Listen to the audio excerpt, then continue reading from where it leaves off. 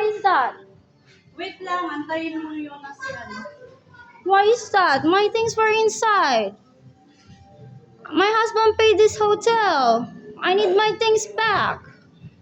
I just went to my lawyer. I talked to my lawyer earlier. Why you lock it? Tawagan mo muna. Why did you lock my things? Why did you lock my things? I need my lawyer. I already talked to my lawyer. I showed my lawyer that I'm here on this address. Dito ako nakatira because I have still hearing with your manager. You cannot lock the door. Why you lock the door? The door is locked. My things are inside. What is this? This is retarded. My things are inside. Why did you lock my things? I'm paying here. Hindi, may guest kasi sa loob. What is that? I'm paying on this hotel for how many days? And I've showed to my lawyer, Manlili, about this. Why does janitress lock the door? Why did you lock the door?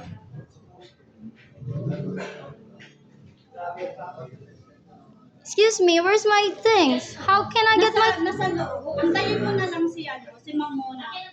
How about my things? Oo, antayin mo na lang si Mamona. Kasi... I already reported this to my lawyer. I showed him about my booking. Si Mamona. Antay na lang. How about Mona? What Mona? That is my things because it's in Agoda booking.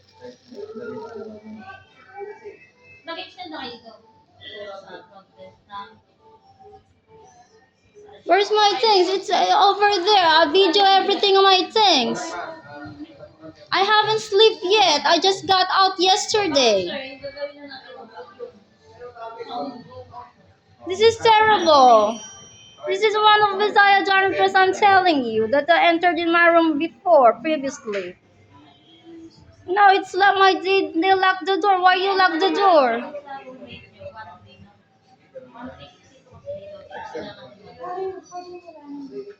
Why there's an old Visaya already?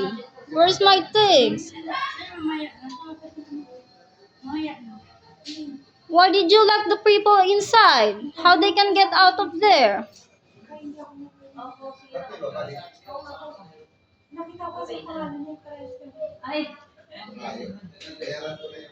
Excuse me, Maria, my things are inside. What is it? The management, Because I went to my lawyer. I videoed this already. Who's management? Mona. That is her mail address. Mona at Oyo.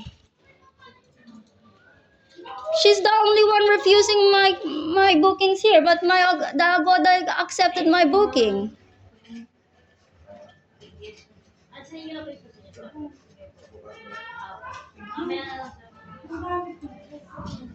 How about my things inside? How can I get my things inside? Huh? Who? Who? Bali, bouncy na daw po yung kukuha ng things niyo, ma'am.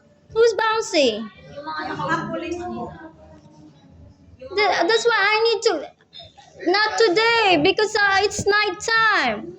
I have 8 days booking in Agoda. You didn't cancel it. They didn't refund it. The Agoda didn't accept their refund. So I was here in a VIP suite hotel, and there's a CCTV over here. They lock my door. They lock my things inside. And this janitors won't let me in, and I have my booking in Agoda. And I've got tired of this hotel. What's wrong with this hotel? The pure old Visaya.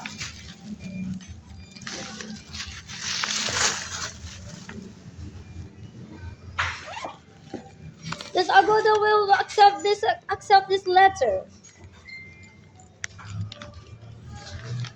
that she just made by herself.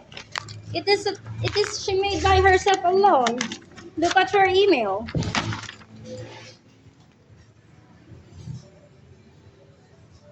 cancellation request. She's requesting from Agoda, but the Agoda haven't replied yet, so she doesn't have the right to lock my things there. And that monakim@yahoo.com, monakim@yahoo.com. That is the recipient of cancellation. Mona Lisa Alvarez Analista at allyourrooms.com. That is all her email address. That requesting my booking to stop. What's wrong with this hotel? My things are inside. This robbery if they don't allow me to get my things. I just got out yesterday because I retrieved my things here. So I'm so sleepy. It's very night. It's very late. So I booked my hotel here for the meantime for a few days because I need to go to my lawyer to Makati City Hall. That's what I did. So my husband paid for 8 days for a few days here, so I can get my things here. But they locked the door.